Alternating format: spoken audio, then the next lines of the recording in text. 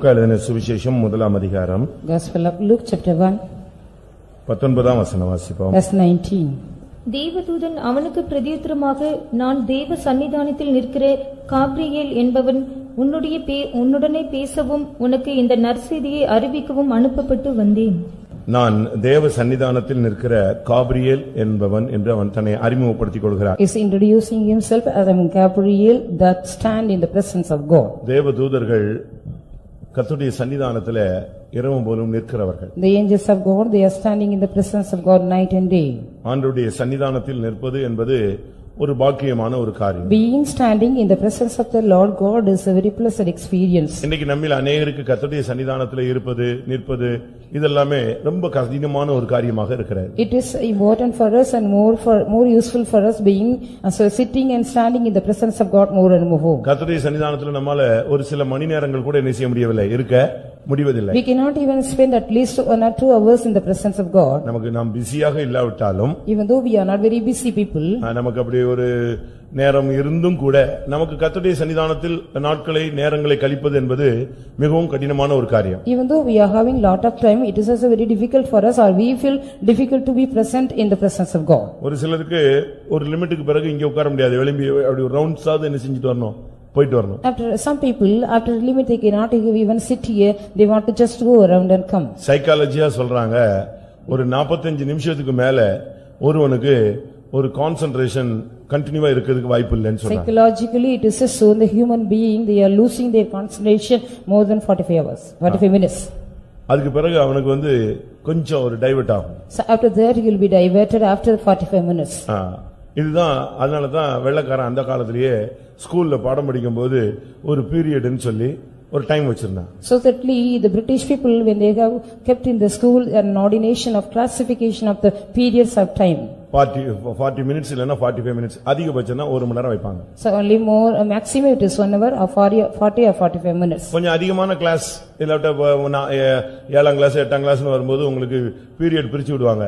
சின்ன ஸ்கூல்ல சின்ன கிளாஸ்ல வரும்போது ஒரே டீச்சர் தான் ஃபுல்லாவே எடுப்பாங்க. The small class primary section only single teacher system.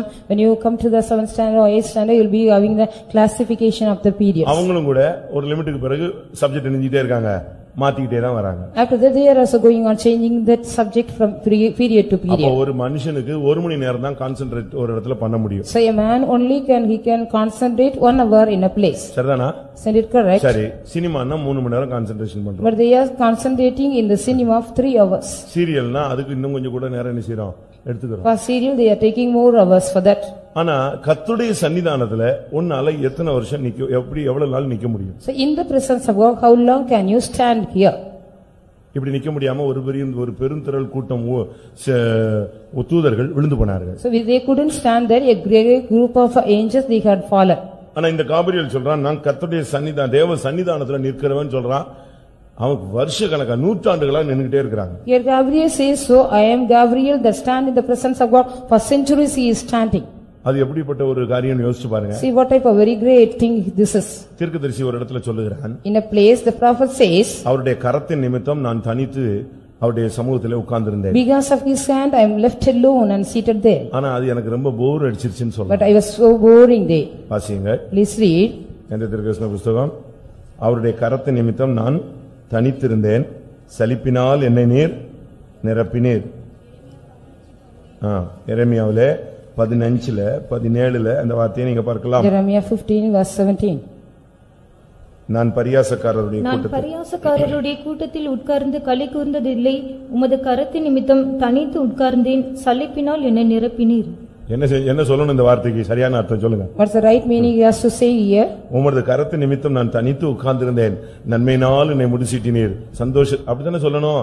You have to say that I sat alone because of the hand, you have crowned me with all the joy and gladness and peace. அவன் தன்னுடைய experience அப்படி சொல்லிட்டாரு, உண்மையை சொல்லிட்டாரு, அதான் விஷயம். He has explained his own experience. நான் உம்முடைய கரத்தின் நிமித்தம் தனித்து உட்கார்ந்தேன், பட் எனக்கு அது எப்படி இருந்துச்சு, போர் அடிச்சிருச்சுன்னு சொல்றான், சலிப்பா மாறிடுச்சுன்னு சொல்றான். I said because of the hand left alone. ஆனா இந்த தூதன் சொல்றான், நான் தேவ சன்னிதானத்துல நிக்கிறேங்கறான். தேவ சன்னிதானத்துல எவ்வளவு நாள் நிக்கிறான்? Here the angel says, I am standing in the presence of God. How long he is standing in the presence of God? நீங்க யோசிச்சு பாருங்க. Just you think of it. எவ்வளவு நேரம் தான் அதிலேயே நிக்க முடியும்? How long he could stand over there? எத்தனை மணி நேரம் நிப்பான்? How many hours he could stand? எத்தனை மாசம் நிக்க முடியும்? How many months he could stand there? யோசிச்சு பாருங்களேன். Just you think of it. அவங்களுக்கு லீவு கிடையாது. They don't have any leave. அப்படிதானே? So ரொம்ப டயர்ட் ஆயிடுச்சு ஷிஃப்ட் மாத்துங்க அப்படிலாம் கிடையாது. There is no shift system or if they are tired they can go and they cannot go somewhere. பரலோகத்துல அப்படிலாம் இருக்கா? It's a system like in the heaven. 8 மணி நேரம் இந்த குரூப் தேவனை துதிக்கட்டும், 8 மணி நேரம் அடுத்த குரூப் வரட்டும். அப்ப இந்த 8 மணி நேரம் தேவதூதன் போய் தூங்குவானா? அவனுக்கு தான் ஒண்ணுமே கிடையாது. அவன் தேவனுடைய சாயல்ல தேவனுடைய சமூகத்துல இருக்கிறான். He is in the likeness of the Lord God, in the presence of God. It is not for only 8 hours.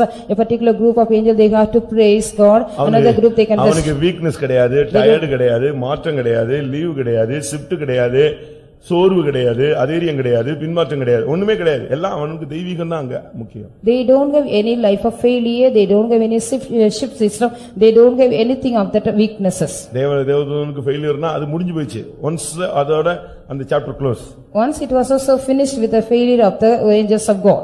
என்னைக்கு இந்த கேருப் அந்த லூசிபர் அவங்க எல்லாம் விழுந்தாங்களோ அதுக்கு பிறகு விழுகை அடுத்த சப்ஜெக்ட் கிடையாது, அதோட முடிஞ்சிருச்சு. ஒன்ஸ் அதை முடிச்சிட்டாரு ஆண்டவர். Once on the day of the cherub and the Lucifer they have fallen, it is finished that subject. ஆனா இப்ப சொல்றான் காபிரியல் சொல்றாரு, நான் தேவ சன்னிதானத்திலே நிற்கக்கூடிய ஒரு ஆளு. But here Gabriel says, I am the person, I stand in the presence of God. நீங்களே இப்ப பாட்டு பாடிட்டே இருக்கீங்கன்னு வெச்சுக்கோங்க. எத்தனை வருஷம் பாட்டு பாடிடுவீங்க? Suppose you are going on singing, how long, how many years you will be singing? இல்ல நான் தான் பிரசங்கம் பண்றேன், எவ்வளவு நேரம் தான் பிரசங்கம் பண்ணிடுவேன்? Suppose I am here preaching here, how long can I preach here? எத்தனை மணி நேரம் நீங்களும் உட்கார்ந்து பிரசங்கம் கேட்டுருவீங்க? How many hours you are also patiently seated here and listen the message? ஒரு வாலிபன் பிரசங்கம் கேட்டான், இவன் கொஞ்சம் கூட பிரசங்கத்தை நீட்டின உடனே மாடியில இருந்து பொத்துன்னு விழுந்து உட்கார்ந்து செத்துருந்தா பரவாயில்ல, உட்கார்ந்து இவன் மாடியில போய் ஜன்னல்ல உட்கார்ந்து வெளியே விழுந்து செத்தே போயிட்டான். And when he was also just hearing the preaching of the Paul, he was going on prolonging the preaching of the, he fell down from the window from the third loft and died. அதுக்கு reason சொல்லிருக்கு, வெகு நேரம் பவுல் பிரயாணம் கொண்டிருந்த பொழுது, பிரசங்கம் பண்ணி கொண்டிருந்த பொழுது. Because Paul was preaching for a long time. அதான் அதனுடைய reason. That is only the reason here. அவன் விழுந்ததுக்கு காரணம் இவன் ரொம்ப நேரம் பிரசங்கம் பண்ணா கேட்டு கேட்டு தூங்கியாச்சு. Because Paul was going on this preaching that for a long time, he after hearing that he fell down and sleep. அப்போஸ்தலர் 20:9 நீங்க அதை பாத்தீங்கன்னா, when you read in Acts of Apostles 20 verse 9. அப்பொழுது ஐத்திகி என்னும் பேர் கொண்ட ஒரு வாலிபன் ஜன்னலில் உட்கார்ந்திருந்து பவுல் நெடுநேரம் பிரசங்கம் பண்ணி கொண்டிருக்கையில் மிகுந்த தூக்கம் அடைந்து. பிரசங்கம் ரொம்ப நேரம் போச்சனால இவன் நெஞ்சிட்டான். அது வரைக்கும் கொஞ்சம் முழிச்சு தான் பார்த்தான், ஏதாவது ஜோக் சொன்னா சிரிச்சுக்கிட்டு அப்படி இருந்தான். திருப்பி பார்த்தா ஆள் பிரசங்கம் ஸ்பீட் ஆக உடனே இவன் போயிட்டான். So when the message was going on prolonging, he went to sleep, deep sleep. நம்ம ஆளுங்க கூட பாருங்க, இந்த 3 மணி நேரம் சர்வீஸ்ல அவனால உட்காரவே முடியல. So for our people for 3 hours service they are unable to sit here. வியாதியஸ்தரை விட்டுருங்க, leave all the sick people, பலவீனர்களை விட்டுருங்க, leave all the weak people, அந்த சக்கர வியாதிகளை எல்லாம் அவங்கள எல்லாம் விட்டுருங்க. And the people those are also affected by the diabetes, leave them. இதெல்லாம் exemption case. These are the exemption cases. பரலோகத்துல போய் என்ன பண்ண போறாங்கன்னு எனக்கு ஒண்ணும் தெரியல. I do not know what they are going to do in the heaven. சுகமாய் தான் போவாங்க. So I think so they will be healed and go. ஆனா யோசிச்சு பாருங்க, தேவனுடைய சன்னிதானத்துல வருஷக்கணக்கா நின்னுட்டே இருக்கான். See here Gabriel is standing for years in the presence of God. நாமும் கூட இனிமே போய் சேர போறோமே அந்த மகிமையான தேசத்துல. We are also going to approach the glorious land hereafter. அந்த இடத்துல நமக்கு சலிப்பே வராதுன்னு பாஸ்டர் டியூ அழகா சொல்றாரு. Pastor Tiyu used to say beautifully, we will not get any bored or any tired day. அந்த சப்ஜெக்ட் நீங்க பிரசங்கம் நீங்க கேள்விப்பட்டிருக்கீங்களா? யாராவது கேட்டீங்களா? About the message, anybody of you? அதனால தான் பரலோகத்துக்கு பரலோகம் பேர் வைக்காம புதிய வானம், புதிய பூமி, புதிய எருசலேம், அதாவது டெய்லி அது புதுசு. So that in the heaven is not as being called as a heaven, it is being called as a new heaven, new earth, a new Jerusalem. Every day there is something new. இல்லன்னா நம்ம ஆளு தான் ஆவில இருக்கானே, ஒரு அரை மணி நேரத்துல சுத்திட்டு வந்து நான் எல்லாத்தையும் முடிச்சிட்டேன் ஆண்டவரேன்னு சொல்லிடுவான்ல. Because our people are in the spirit, they will be going in the half an hour they will go around and then they will finish, they say. இப்போ இந்த எக்ஸிபிஷன் போறீங்களே, எத்தனை மணி நேரம் உட்கார்ந்துறீங்க? You are going to the exhibition, how many hours you are seated there? ஒரு நாள் வச்சிருக்கீங்களே. Suppose one day perhaps. அதுக்கு இருட்டினா நீங்க வெளிய வந்து தான் ஆகணும். After that it is dark means you have to come out. ஆனா புதிய எருசலேம் அந்த இடம் வந்து புதிய எருசலேம், டெய்லி நீங்க அது எப்படிதான் இருக்கும்? புதுசா தான் இருக்கும். அதே இடத்திலே நீ இருந்தா கூட டெய்லி அது ரினியூ ஆகிட்டே இருக்கும். So when you go to the New Jerusalem, as it is called as a name called New Jerusalem, every day something will be new and renewed. ஏனென்றால் அது யுகா யுகமாய் தேவனால் நிர்மாணிக்கப்பட்ட ஒரு தேசம். Because it is a land, it is being established by the Lord God ages to ages. அங்க பழையது நேத்து பார்த்தது அப்படிங்கறதே கிடையாது. There is no something old as well as what you had seen yesterday. நான் இத பார்த்துட்டேன் ஆண்டவரே அப்படின்னு சொல்ல முடியாது. ஏன்னா உனக்கு தேவன் டெய்லி புதுமையானவரா தான் தென்பட்டுக்கிட்டே The இருப்பார். Lord God will be appeared a new one every day. You cannot say I got seen that yesterday. அந்த ராஜ்யம் வந்து வித்தியாசமான ஒரு ராஜ்யம். அதனால தான் அதுக்கு பேரு எருசலேம்னு வைக்காம எப்படி வச்சாரு? புதிய எருசலேம். That kingdom is a very new kingdom, so that name is being named as New Jerusalem. எப்பவுமே அந்த இடத்துல தேசத்துல மகிமை அடைந்த அந்த மகிமையுள்ள அந்த சிங்காசனத்துக்கு முன்பாக நீ இருக்கும்போது அந்த இடமே உனக்கு புதுசாகவே இருந்துட்டே இருக்கும். That place will be always yes, new unto you every day when you are also seated in front of the glorious throne of the Lord God in the kingdom. எப்படி இவங்களால அங்க அவ்வளவு நேரம் இருக்க முடிஞ்சது? How they could be in the presence of God for so many அப்படி இந்த times. சன்னிதானத்துல என்ன இருக்கு? Then what is present in the presence of God? நீங்களும் இந்த உலகத்துல அப்படி கர்த்தருடைய சன்னிதானத்துல அனுபவிச்சா உங்களுக்கு இந்த கிறிஸ்தவ வாழ்க்கை போர் அடிக்காது. If you also enjoy in the presence of the Lord God something, you can, this Christian life will not be a boring one. இது ஒரு 9 சப்ஜெக்ட் இருக்கு. There are 9 subjects. இந்த 9ல நீங்க உங்களை யூட்டிலைஸ் பண்ணிக்கிட்டே இருந்தீங்கன்னா இந்த உலக வாழ்க்கை கூட உங்களுக்கு ஒரு பெரிய இளைப்பாறல ஆசீர்வாதமா இருந்துகிட்டே. If you also just indulge yourself in the 9 type of life means even the valley life will not be bored to you. கர்த்தருடைய சன்னிதானத்துல நீங்க இருந்து பழகிட்டீங்கன்னா இந்த 9 காரியம் உனக்கு உள்ள ட்ரிப் ஆகிட்டே இருக்கும், மாறி மாறி வந்துகிட்டே இருக்கணும். அப்போ உனக்கு இந்த வாழ்க்கையில போர் அடிக்காது, துக்கம் வராது, சஞ்சலம் வராது, நீ வெறுத்து போக மாட்ட, வெக்ஸ் ஆகி போக மாட்ட. இதெல்லாம் உனக்கு சம்பவிக்கவே சம்பவிக்காது. These 9 things will be rotatingly, it will be coming again and again to you. You will not be bored in the presence of God. You will not be just frustrated, fed up, or you will not feel any weak or tired in the presence of God. சியோன்ல இல்ல எருசலேம்ல இல்ல சியோன்ல கொண்டு போய் வச்சாலும் உனக்கு அப்படியே மண்ட காஞ்சி தான் உட்கார்ந்துட்டே இருப்ப. Or else if you are not only in Jerusalem, even if you are placed in Zion, your head will be just somewhat heated up. அந்த தேவனுடைய சன்னிதானத்துல என்ன இருக்கு அதுல நீ உன்னை சரியான விதத்துல என்கேஜ் பண்ணிக்கணும். You have to engage yourself what is it present in the presence of God. நீ தேவனுடைய சன்னிதானத்துல இருந்து இந்த உலகத்துல நீ பழகணும். Being in the presence of God, you have to train up yourself. நீங்க பாருங்க இந்த ராக்கெட்ல போய் ஸ்பேஸ்ல அவங்க விண்வெளியில போய் இல்ல சந்திரன்ல எங்க எல்லாம் போய் தங்குறாங்க. See here people are also going in the rocket and to the space and they are also staying in moon or somewhere. அவனை சும்மா ஏத்தி விட்டுட்டு நீங்க அங்க போனீங்கன்னா போற வழியில செத்து போய்டுவாங்க. Simply if you also load them there, they will on the way they will be dying. தெரியுதானே? Do you know about that? நம்மள மாதிரி இட்லி சாம்பார்லாம் ஊத்தி அவங்க உட்கார்ந்து சாப்பிட்டுட்டு இருக்கறல. They cannot go on eat as will eat like a idli or sambar anything. இங்க இருக்கிற மாதிரி இந்த ஆக்ஸிஜன் இந்த தன்மைகள்லாம் அங்க கிடையாது. There is no oxygen what we have enjoy in the earth. அதனால because of that அவங்க அங்க போய் சாப்பிடுற ஒரு மெத்தட் படி tablet. According to the method what they have to eat in the moon, they will be given some tablet. சாப்பாடே அப்படிதான் அப்படிதான் அவங்களுக்கு ஃபார்ம் பண்ணி வச்சிருக்காங்க. Only the meals are being just set like that. நீங்க ஒரு நேரம் ஒரு 1.5 பிளேட் சாப்பிடுறதே அவன் ஒரு சின்ன கேப்சூல்ல அழகா அதை செட் பண்ணி வச்சிருக்கான். அவன் விழுங்கிட்டா போதும், சாப்பாடு பசி எடுக்காது, அதே நேரத்துல வீக் ஆக மாட்டான். He will not be weak if he take only one just a small tablet what you are eating one time meals 1.5 plate of rice. அங்க ஸ்பேஸ்ல எப்படி ஆக்ஸிஜன் இந்த காற்று இல்லாத தன்மைகள் இருக்கோ அதே போல இங்க வச்சு அவனுக்கு மாச கணக்குல என்ன செய்றான், பூமிக்குள்ளேயே அப்படி ஒரு தன்மையை உண்டு பண்ணி பூமியிலேயே அவனுக்கு ஒரு ஸ்டோர் ஒரு ரூம்ல வச்சு அவனை பிராக்டீஸ் பண்றான். Even they are being kept in the room in the earth itself, they are given all the training everything what they have to enjoy in the moon without any oxygen there. இந்த உலகத்திலேயே அவனுக்கு ஒரு சரியான training கொடுத்து தான் அவனை ஏத்துறான். After giving a proper training in the earth they are being sent to the space. அதனால அப்படி போனாதான் அங்க உள்ள சூழ்நிலையில அவன் தப்பி திரும்பி எங்க வந்து சேருவான், இங்க வந்து சேருவான். Only then if they go they can escape from the situation of that, again they can come back to earth. அப்படியானால் நாம் தேவனுடைய சன்னிதானத்துல போய் சேரக்கூடிய ஜனங்கள். If so, we are the people, we have to go and reach the presence of God. அப்ப இங்கேயே அந்த சன்னிதானத்தினுடைய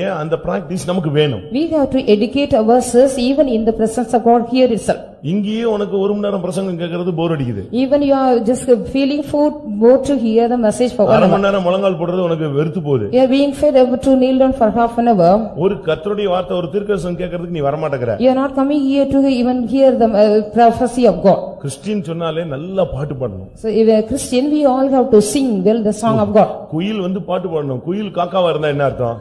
The koil bird it has to be sing quick correctly, it should not be like a crow. நீங்க கிறிஸ்தவ இதுல ஒரு மனிதன் சோர்ந்து போகும்போது அவனை தூக்கி விடுறதே இந்த பாட்டு தான். Only when the Christian life when a man is being just beaten up or when he is become down means only the songs can lift him up. சின்ன வயசுலயே நல்ல பிராக்டீஸ். நீங்க மத்த சபைகள்ல போங்க, கொயர் வச்சு அழகா உங்களுக்கு ட்ரெயின் அப் கொடுக்கறாங்க. The other denomination they are also giving the correct train up by giving the choir. அந்த பாடல் நீங்க இந்த வசனங்கள் தான் பாடல்கள். Only these and the word of God are being just composed as songs. அப்படிதானே?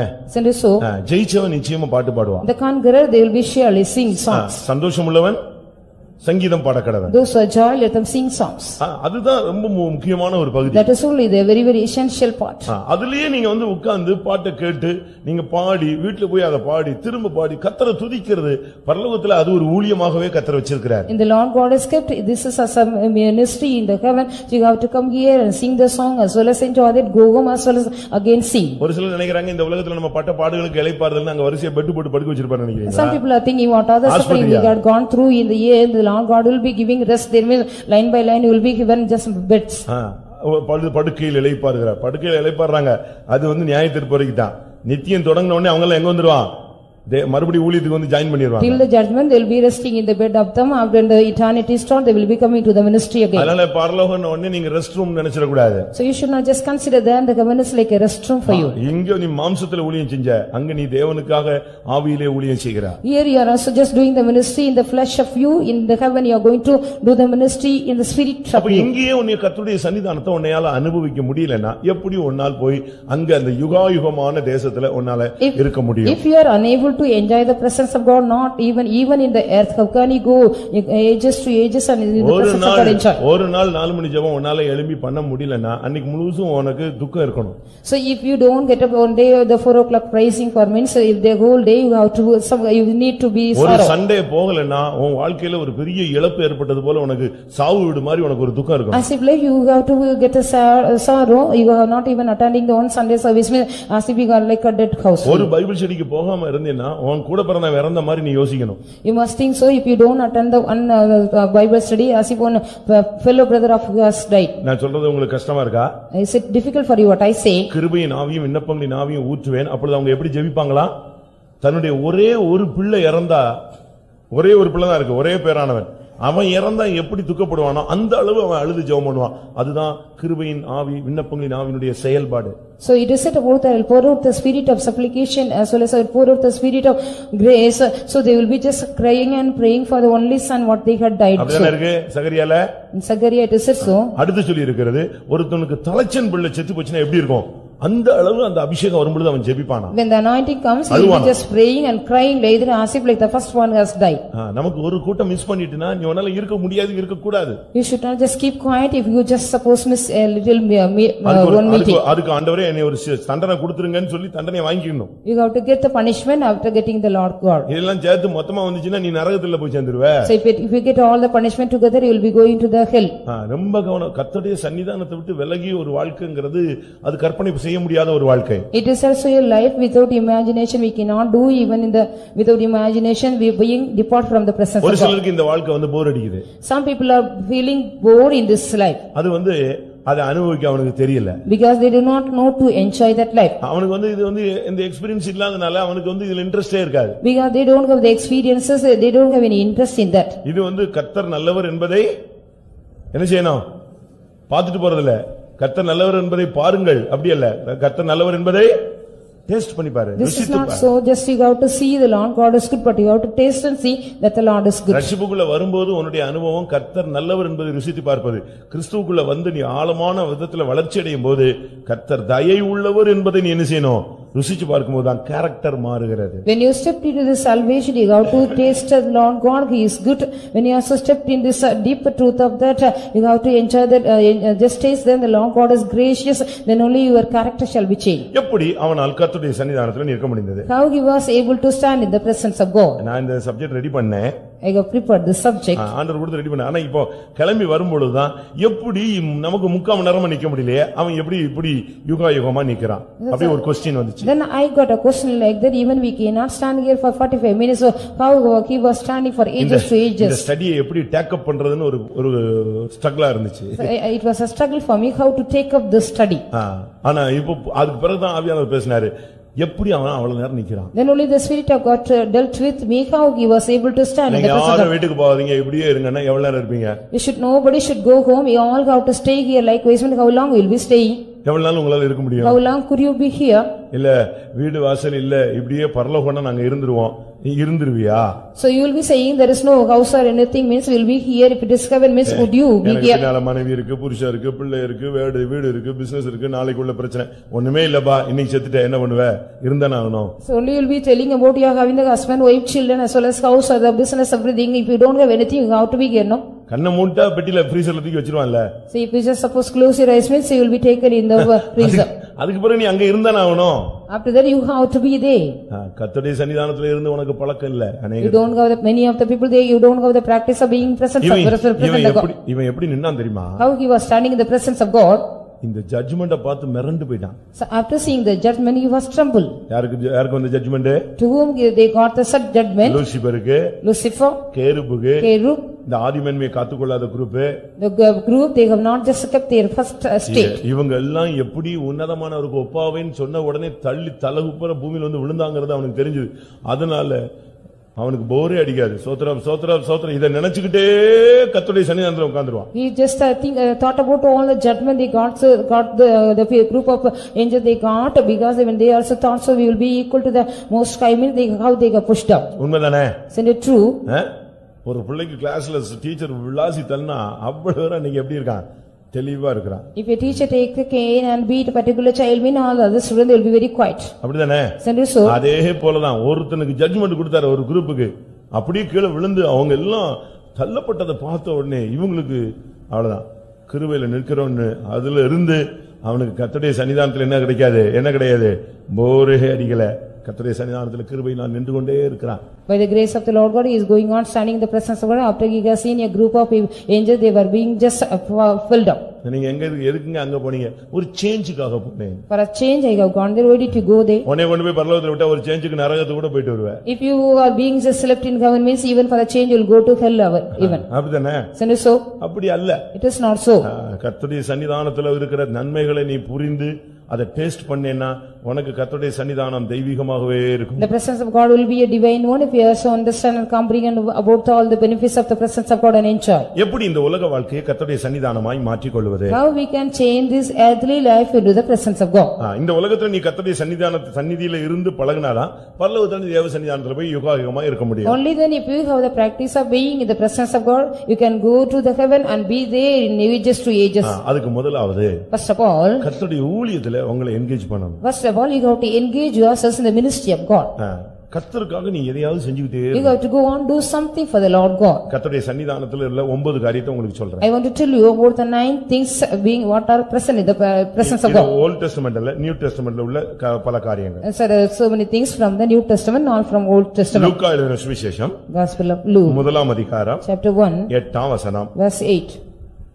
அப்படி இருக்க அவன் தன் ஆசாரிய வகுப்பின் முறைப்படி தேவ சந்நிதியிலே ஆசாரிய ஊழியம் செய்தவர்கள் கர்த்தருடைய சந்நிதியில நீ இருந்தா கர்த்தருக்கு ஒரு ஆசாரிய ஊழியம் செய்யணும். If you are being in the presence of the Lord God you have to execute the priest office in the presence of God. இந்த கிறிஸ்தவ வாழ்க்கை போர் அடிக்காம இருக்கணும். இல்ல இந்த கிறிஸ்தவ வாழ்க்கையில நீ இளைப்பாறுதலோட நல்ல விதத்துல இந்த தேவ சந்நிதியாய் இத கழிக்கணும்னு சொன்னா நீ கர்த்தருக்காக ஒரு ஊழியம் செய்யணும். If you would like to lead the Christian life without any boarding in a good level means you have to do the ministry to the Lord God. சரிதான் நான் சொல்றது? Isn't it correct what I say? ஏன்னா நாம எல்லாரும் ஆசாரியர்கள். Because we are all being called as priests. அப்படிதானே? Isn't it so? வெளிப்படுத்தல் 1:6 படி according to Revelation 1:6 அவருடைய இரத்தத்தினால் நம்மை கழுவி being washed by the blood of him நம்மை ராஜாக்களும் ஆசாரியர்களுமாய் மாற்றினார். He has made us kings and priests. அப்ப ஆசாரியன் என்ன செய்யணும்? So what a priest has to do? ஆசாரியன் டூர் அடிச்சிட்டு இருக்க முடியாது. ஆசாரியன் டூர் போக முடியாது. The priest cannot go for any tour. அவன் வந்து வேற எதுலயும் என்கேஜ் பண்ண கூடாது. He should not engage himself in any other places. ஆசாரியன் என்ன செய்யணும்? What a priest has to do? அவனுக்கு ஒரு ஊழியம் இருக்கு, ஆசாரிய ஊழியம் செய்யணும். He is having an office, he has to do the priest office. என்ன ஊழியம்? What is that office? அவன் டெய்லி அவன் பலி செலுத்திட்டே இருக்கான். Every day he has to go and offer the sacrifice. அதே ஆடை வெட்டுறது, அதே ஆளை தோல் உரிக்கிறது, அதே ரத்தம் சிந்துறது, இதே ரத்தம் தெளிக்கிறது.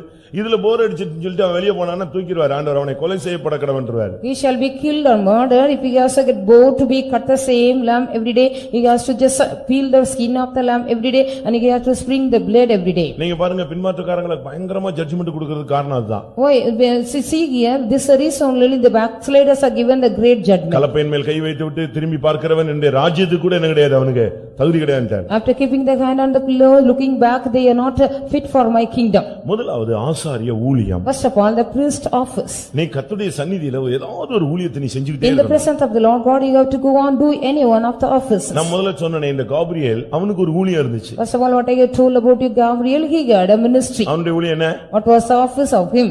அந்த வசனத்தை சொல்றான் பாருங்க 1:19ல. In 1:19 of Luke he says. என்ன சொல்றான்? What he says? நான் உனக்கு நற்செய்தியை அறிவிக்கும்படி வந்தேன். I have just come to give thee the good glad tidings. இன்னைக்கு பாருங்க நற்செய்தி எவ்வளவு பேருக்கு அறிவிச்சிட்டு இருக்காங்க தெரியுமா? Today you see many people are just proclaiming the good tidings. தேவதூதன் வந்து அறிவிக்கல, தேவதூதனுடைய வார்த்தையை நாம் அந்த ஊழியத்தை நாம் செஞ்சிட்டு இருக்கிறோம் இப்போ. So we are the angels of God, they are not proclaiming, we are doing the ministry of the angels of God. நீ ஒரு ஆசாரியன் சொன்னா நீ நற்செய்தி அறிவிக்கக்கூடிய ஒரு ஆசாரிய ஊழியம் செய்யணும். If you are a priest mean you have to do the ministry of proclaiming the glad tidings. ஊழியம் என்பது பல வகைப்பட்டது. The ministries are different types.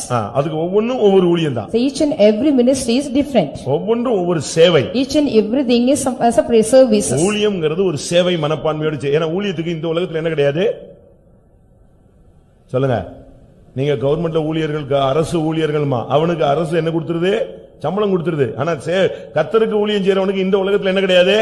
சம்பளம் கிடையாது. The government, the people those are working there, they are government servant. The government will give the salary, but if you are working for the Lord God means if you do any office there is no salary for you here. இங்க ஒரு கலசம் தண்ணீர் கொடுத்தாலும் உனக்கு என்ன உண்டு? பரலோகத்திலே பிரதிபலன் உண்டு. If you suppose give a cup of water you will be getting the reward in heaven. நீங்க இந்த கர்த்தருடைய சன்னிதானத்துல நிக்கிறவங்க உங்களுடைய வாழ்க்கையில நீங்க முதலாவது உங்களை ஊழியத்துல என்கேஜ் பண்ணணும். First of all those are standing in the presence of God, you have to engage yourselves in any one of the office of the Lord God. இதுக்கு வயசோ வேலையோ தகுதியோ இதெல்லாம் ஒண்ணுமே கிடையாது. There is no qualification or worthiness or age difference or anything here. வாலிப பையன் வாலிப பிள்ளை, நான் என்ன வாலிப பையன் போய் ஊழியம் செய்ய, வாலிப பிள்ளைங்க வாலிப பிள்ளைகள்ட்ட போய் என்ன செய்யுங்க, ஊழியம் செய்யலாம். The young man and the young girl, you can also go and do the ministry to among the young girls, to the young girls as well young boys to the young boys. நீங்க எத்தனை பேர் அப்படிப்பட்ட ஒரு நற்செய்தி ஊழியம் செய்றீங்க? How many of you are doing such type of proclaiming the glad tidings? உங்க மைண்ட்ல அது இருக்கணும். It should be found in your mind. இன்னைக்கு யாருக்கு சுவிசேஷம் சொல்லலாம்? Today to whom can I proclaim the gospel? உனக்கு பேச்சு சக்தி இல்ல,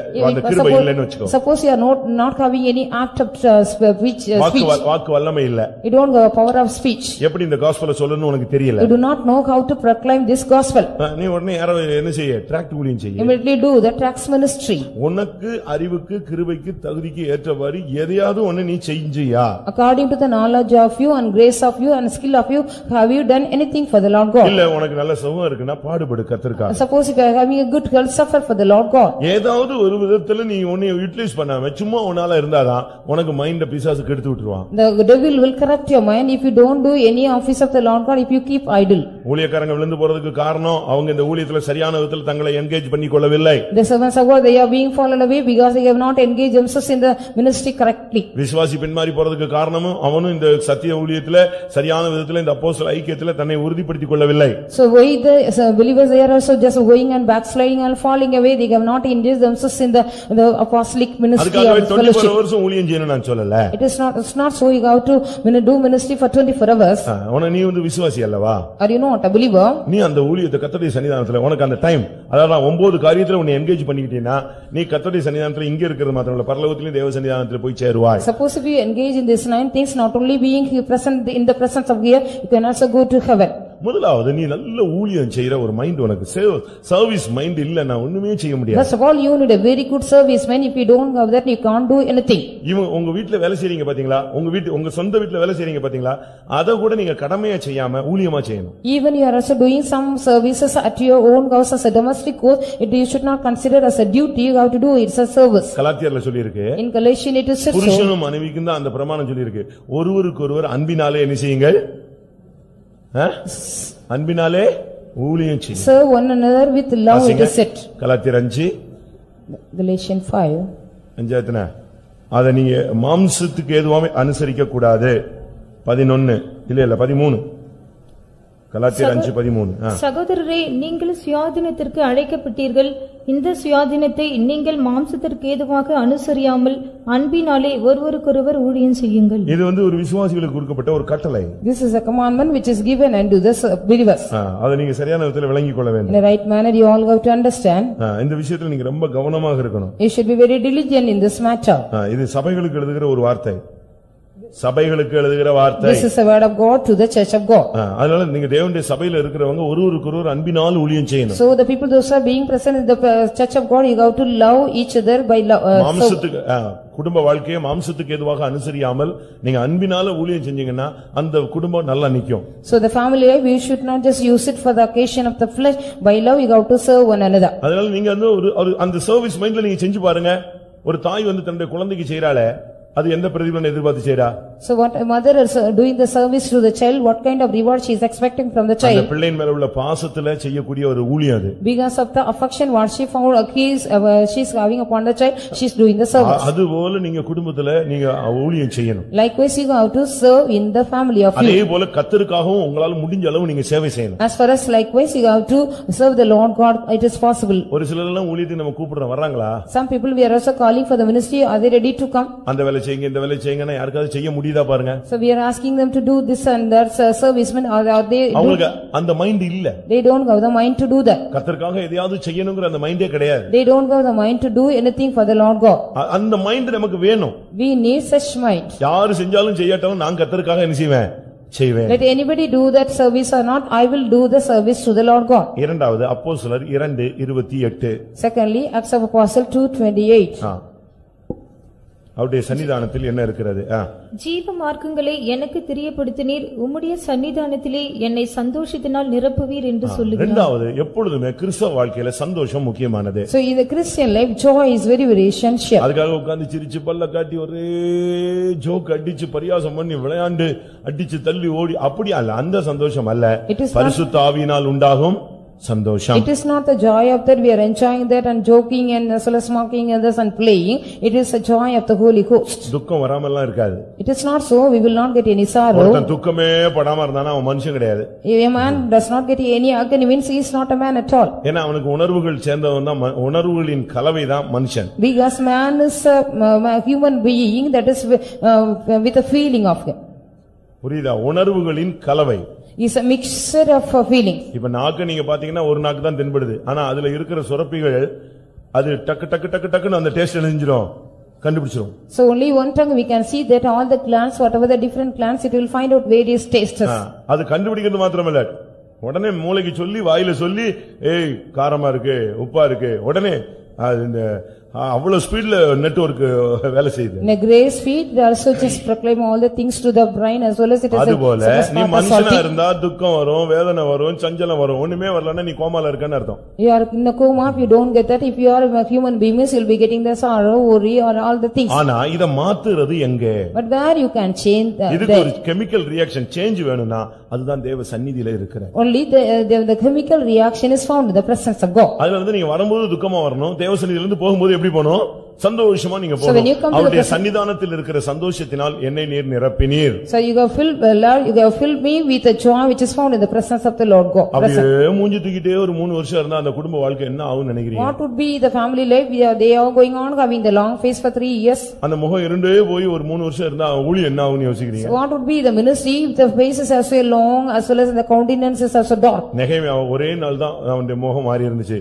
கொஞ்ச நேரத்துல ராஜா இருந்துட்டாத கண்டுபிடிச்சிட்டான். Nehemiah's face was only one day, it was somewhat different and sorrow, the king easily found out the countenance. காலையில அவன் வந்து நின்ன உடனே ராஜா கேட்டான், என்ன நேற்று மாதிரி உன்னுடைய முகம் இல்லையே? When he came to the court, the king asked him, your countenance is not like yesterday, it is somewhat sad. வியாதி மாதிரி தெரியலையே? It is does not look like you are மனதுக்கம் போல தென்படுகிறதே. It looks like the sorrow of the heart. உடனே அந்த problem அன்னையோட solve ஆயிடுச்சு. Immediately that problem was solved. அவ்வளவுதான். That's all. அது ராஜ சமூகத்துல அது உடனே என்ன செய்யப்படுகிறது? அந்த துக்கம் நிவர்த்தி செய்யப்படுகிறது. In the court of the king, it was being just solved in the presence. அத உள்ளே வச்சு keeping everything inside. என்ன நடக்கும்? What would happen? நம்முடைய ஜீவியத்தை நஷ்டப்படுத்தும். It will waste and spoil our life. அவருடைய சன்னிதானத்தில் உள்ள சந்தோஷத்தினால் நீர் என்னை நிரப்புவீர். Lord, you shall fill me with the joy of his presence. ஆவியில நிரம்பணுங்க. You have to fill in the anointing well and well. சந்தோஷப்பட்டு கலிகூருங்கள். So just be rejoice and glad. நமக்கு entertainment கிடையாது இல்ல. We don't have any other entertainment, no? அப்படிதானே? Sunday. நமக்கு என்டர்டெயின்மென்ட்னா தேவனுடைய பிள்ளைகளுக்கு நேரம் கழிப்பது, டைம் பாஸ் எல்லாமே இதுதான். What is the time passing? What is the entertainment for the children of God? சொல்லுங்க. Could you say so? கர்த்தருடைய சந்நிதிதான் நமக்கு நேரம் போக்குற ஒரு இடம். Only the presence of God is the passing time for us. ஒரு 10 நிமிஷம் இருந்துச்சு, அரை மணி நேரம் இருந்துச்சு, ஒரு மணி நேரம் இருந்துச்சுனா பைபிள் படிக்கிறது. So for 10 minutes or half an hour, 1 hour we can read the Bible. Disturb இல்லாம இருக்கு அப்படினா டக்குனு முழங்கால போட்டு நிஞ்சிடலாம், ஜெபிக்க ஆரம்பிச்சோம். There is no disturbance, we can kneel down and pray. இல்ல ஏதாவது இன்னைக்கு ஒரு ஏவுதல் இருக்கு, டிராக்ட் கையில இருக்கு, கொண்டு போய் கிளம்பிடுறது. Suppose you are having the motivation, you are having the tracksman, just go and supply. எப்படி யோசிச்சு பாருங்களேன். Just you think of it. நாம அப்படி ஒரு என்கேஜ் பண்ணிக்கிட்டதா. நீ கர்த்தருடைய சன்னிதானத்துல வந்துட்டு முன்னு போனீனா அப்போ உனக்கு இந்த இடத்துல உனக்கு உள்ள அந்த விடுதலை கிடைக்கலன்னு அர்த்தம். You don't get the deliverance if you also come with a long face here and going back again with a long face. அதனால தான் சொல்லி இருக்குது இரண்டாவது கர்த்தருடைய சன்னிதானத்துல உனக்கு இளைப்பாற சமாதானம் இருக்கிறது, சந்தோஷம். Secondly, in the presence of the Lord God you are having joy. மூன்றாவதாக Thirdly, அப்போஸ்தலர் 3:19 படி பார்க்கும் பொழுது when we read according to Acts of Apostles 3:19, கர்த்தருடைய சன்னிதானத்துல இளைப்பாறும் காலம் இருக்கிறது. There is also a time of resting in the presence of God. ஆனபடியினாலே கர்த்தருடைய சன்னிதானத்திலிருந்து இளைப்பாறுதலின் காலங்கள் வரும்படிக்கும் இளைப்பாறுதல் கர்த்தருடைய சன்னிதானத்துல உனக்கு இளைப்பாறுதல் வரணும். In the presence of the Lord God you need to refresh yourself. ஒரு பெரிய இளைப்பாறுதல், அதுதான் நம்ம கிறிஸ்தவ மார்க்கத்தினுடைய துவக்கமே. That is only the beginning of the Christian life. There is a great refreshment. வருத்தப்பட்டு பாரம் சுமக்கிறவர்கள் எல்லாரும் என்னிடத்தில் வாருங்கள், நான் உங்களுக்கு என்ன செய்கிறேன். முதல்ல அவர் கொடுத்தது என்னது? வெள்ளக்காரன் வந்த உடனே கொடுத்தது கோதுமை மாவு. ஆனா இயேசுவிடத்துல வந்த உடனே கொடுத்தது என்னது? இளைப்பாறுதல். And the British people when they came here they supplied only the wheat. When the Lord God Jesus Christ when he came, he gave those who are labor and heavy laden, come unto me, I'll give you rest. என்னிடத்தில் வாருங்கள், நான் உங்களுக்கு இளைப்பாறுதலை தருவேன். Come unto me, I will give you rest. என் நுகத்தை ஏற்றுக்கொள்ளுங்கள், ஆத்துமாவுக்கு இளைப்பாறுதலை தருவேன். So receive my yoke, I will give you rest to your soul. இதுதான் கிறிஸ்தவ மார்க்கம். This is only the way of Christian. உனக்கு இளைப்பாறுதல் இல்லாத போது நீ இளைப்பாறுதலை பிரசங்கம் பண்ணி பிரயோஜனம் இல்ல. When you don't have the refreshing, there is no use of preaching the refreshing to others.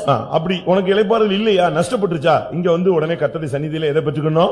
இளைப்பாறுதலை பெற்றுக்கணும். If you don't have the refresh, you have lost it, come to the presence of God and renew it and get it back. அதுக்கு காரணத்தை புரிஞ்சு எதனால இப்படி பிரச்சனை வந்துச்சுங்கறதை தேவ சன்னிதானத்துல நீ உணரணும். You have to analyze yourself why you got the problem likewise in the presence of God. அதுக்கு ஆவியானவர் உன்னை ஏதாவது சரிப்படுத்த சொன்னா அதை சரிப்படுத்திக்கணும். If the Spirit of God asks you to rectify and reform something, you must reform that. தேவ சமூகத்துல ஒரு தீர்மானம் எடுத்துக்கணும். You have to take a determination in the presence of God. கீழ்ப்படியும் பொழுது இந்த வார்த்தை தேவனுடைய சத்தத்துக்கு நீ கீழ்ப்படியும் போது உனக்கு இளைப்பாறுதல் உண்டாகும். When you obey the voice of the Lord God, you will be refreshed. எபிரேயர்ல வாசிக்கிறோம், கீழ்ப்படியாமையினால் அவர்கள் இளைப்பாறுதலை இழந்து விட்டார்கள். So in Hebrew we read that because of their disobedience they have lost their rest. கீழ்ப்படிந்தால் உனக்கு இளைப்பாறுதல். If you obey, you will be having the rest.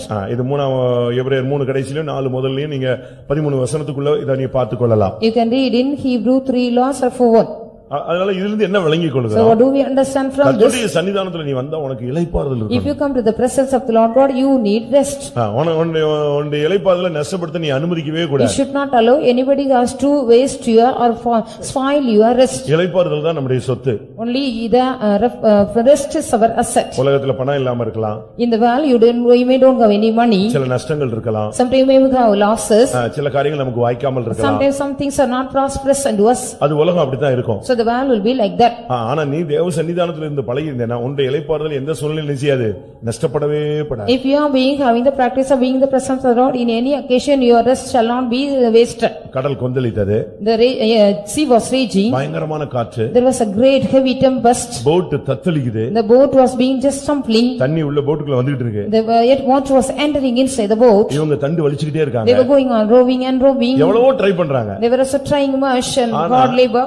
இளைப்பாறுதல் தருகிற தெய்வம் அதுக்குள்ள எப்படி இருந்தாரா? But how was the Lord God who gives the rest? How he was inside the boat? இந்த சூழ்நிலைக்கு சென்டர்ல அவர் யார் இருக்கா? In the midst of the situation who was there inside the boat? இளைப்பாறுதல் தரும் தெய்வம் உள்ள உட்கார்ந்திருந்தார், படுத்திருந்தார். அவர் என்ன செஞ்சிட்டு இருந்தார்? பைபிள் என்ன சொல்லி இருக்கு தெரியுமா?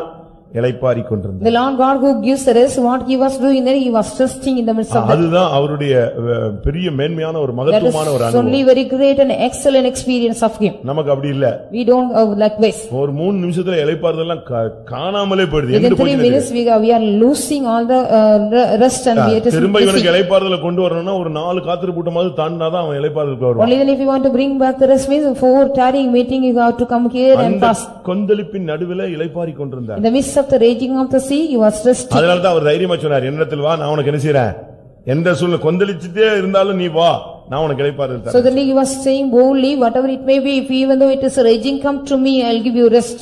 நீ கர்த்தருடைய சன்னிதானத்துல காலமெல்லாம் நிற்க வேண்டுமானால் If you want to stand in the presence of the Lord ages to ages. இந்த ஒரு நாளுக்கு 24 மணி நேரம் அதுல ஒரு குறிக்கப்பட்ட நேரம் ஊழியம் செய்.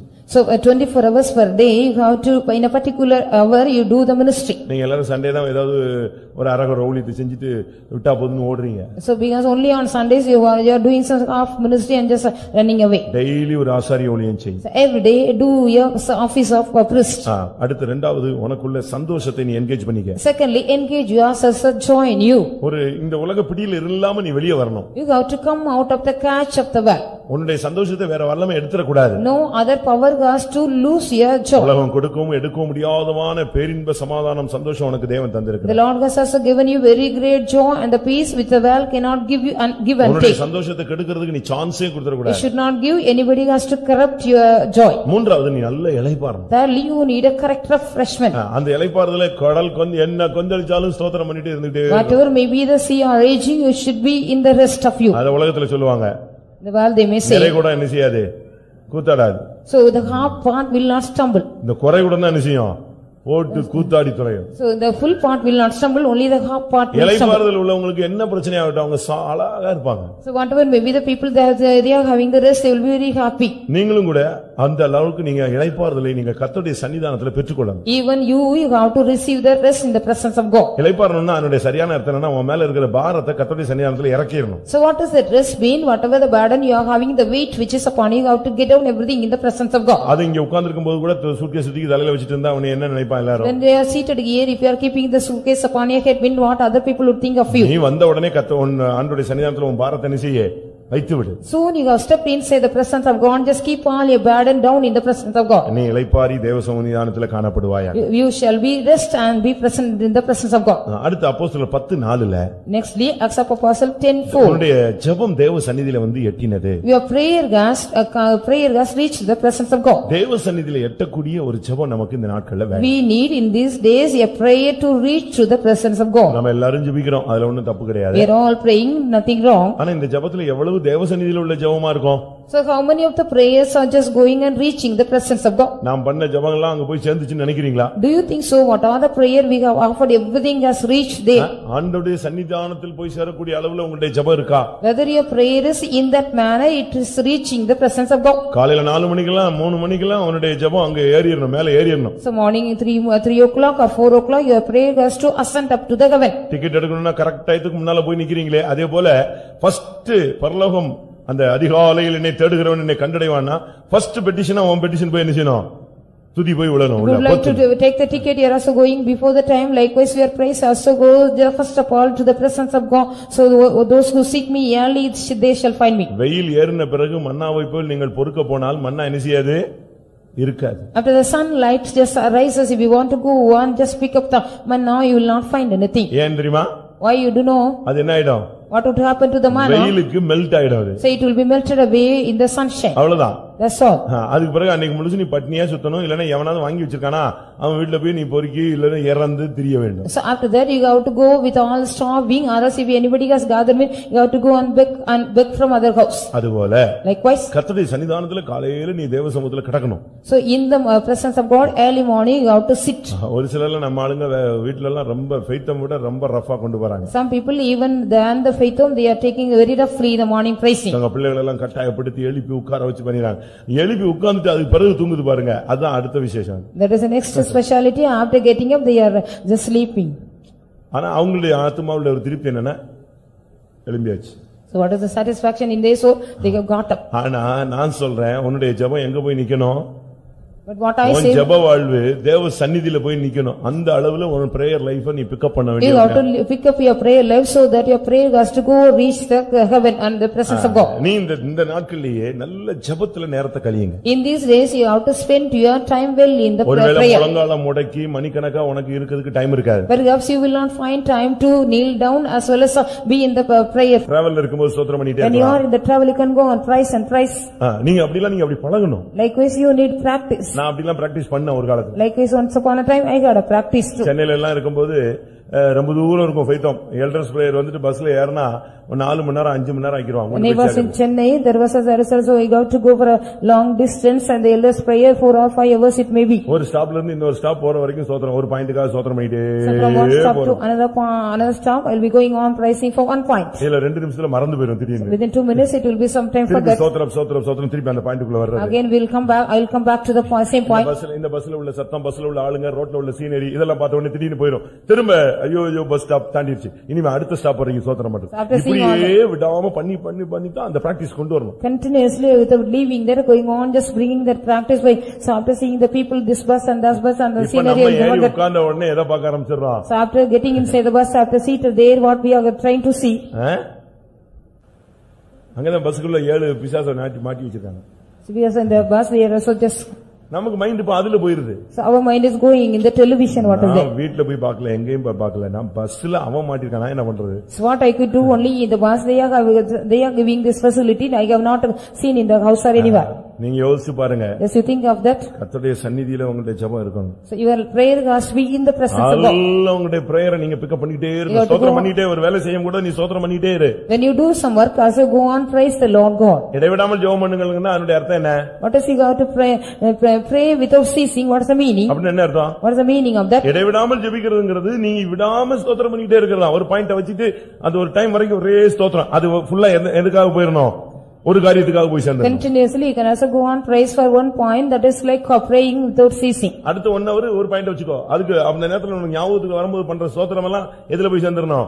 அந்த அக்கவுண்ட்ல போய் சேர்ந்துறணும். Next 1 hour keep another point, just whatever things you remember, go on praise that, it has to go on reach there. இப்படியே நீங்க பிராக்டீஸ் பண்ணாதான் நீங்க ஒரு ஜெபாலயமாய் மாறுவீர்கள். Only then if you go on practice yourself, you shall be like the prayer synagogue. இப்படிப்பட்ட ஆளை தான் கொண்டு போய் அங்க வச்சா அவன் கர்த்தரை துதிச்சிட்டே இருப்பான். Such a person, if they are going and place in the coven, they will be going on praising God.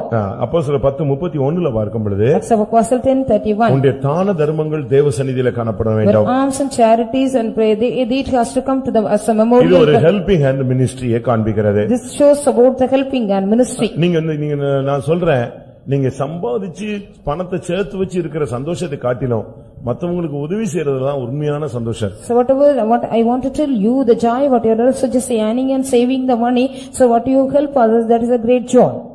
அதை ஒத்துக்கொள்றவங்க அல்லேலூயா சொல்லுங்க பார்க்கலாம். So agree with that, say hallelujah. உங்களுக்கு அந்த பிராக்டீஸ் இருந்தா வந்துரும், சத்தமா கத்திடுவீங்க. If you have the practice, you will shout aloud.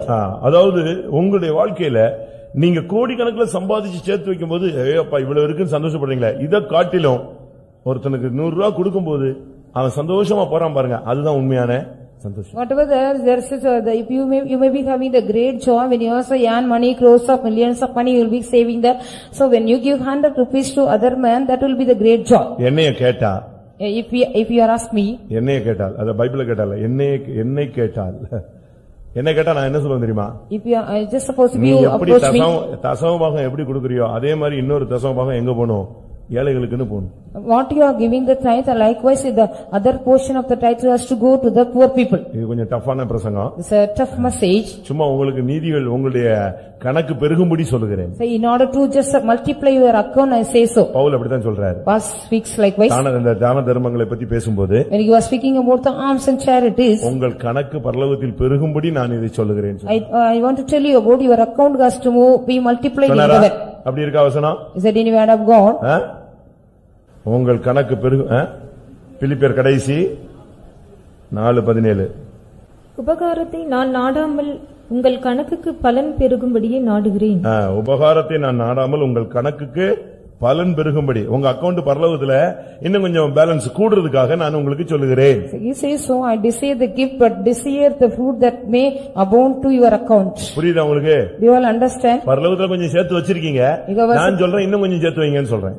I want to tell you, just gather some, save some more thing in the heaven. கொடுப்பதுல ஒரு பெரிய கிருபை இருக்கு. There is a great grace find in giving. நீங்க தமிழ் சரித்திரங்களை படிச்சு பாத்தீங்கன்னா, you read in the Tamil histories, அவங்க எல்லாம் கொடுத்தத பத்தி எவ்வளவு எழுதி வச்சிருக்காங்க. so many things are being written as what they have given. அன்னைக்கு அவனுக்கு இருந்துச்சு கொடுத்தான் இல்ல, அவனுக்கு கொடுக்கக்கூடிய மைண்ட் இருந்துச்சு, அதான் முக்கியமானது. On the day they had, so that only they had given, it is not so because they got the mind to give. இன்னைக்கு நமக்கு இல்ல கொடுக்கல விட்டுரு. So today we don't go that we have not given, just leave it. இருந்ததே அப்ப கொடுத்தியா? So when you had something, did you give like in that time? அது ஒரு மைண்ட். அது that is only the mind. அதுல விசுவாசி அவிசுவாசி பாவி பரதேசி எல்லாம் பார்க்காத.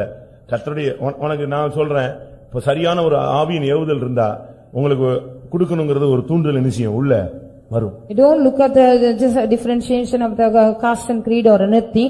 If you are having the right spirit in you, automatically you will be getting the mind to give. அதுக்காக for their sake, உன்னிடத்தில் இல்லாத போது கடன் வாங்கி கொடுக்க கூடாது. when you don't have that, don't go and borrow money and give. உன்னிடத்தில் இல்லாத போது நீ மற்றவன்ட்ட வாங்கி கொடுக்க கூடாது. So when you don't have the money, go and lend the money from other fellows and don't give. உன்னிடத்தில் இல்லாத போது இன்னொருத்தனை கையை காட்டி அவன்கிட்ட போய் வாங்கிட்டு வான்னு சொல்ல கூடாது. So when you do not have the money, you should not find out another person to go and get the money from give. மற்றவங்களுக்கு கொடுக்கும்படியா நீ வற்புறுத்தவும் கூடாது. You should not compel other people to give that. கடன் வாங்கி கொடுக்க கூடாது, மற்றவன்ட்ட கைமாத்து வாங்கி கொடுக்க கூடாது. உன்கிட்ட இருந்தா கர்த்தர் அனுமதிச்சா ஏவுதல் கொடுத்தா கொடு. If you are having the money or if you are having the mind to give that, the Lord God gives you that urge you to say means give. எல்லாவற்றுக்கும் மேலாக more than all, கொடுத்ததை யாருக்கும் சொல்லவும் கூடாது. don't say to anybody what you have given. அதுதான் ஒரு பெரிய பாக்கியம். That is only very great blessed experience. பைபிள்ல இப்ப கொடுத்ததெல்லாம் எழுதி வச்சிருக்கா, நமக்கு திஷ்டாந்தங்களுக்காக எழுதி வச்சிருக்கா. For our sake the examples it has been written what they got given.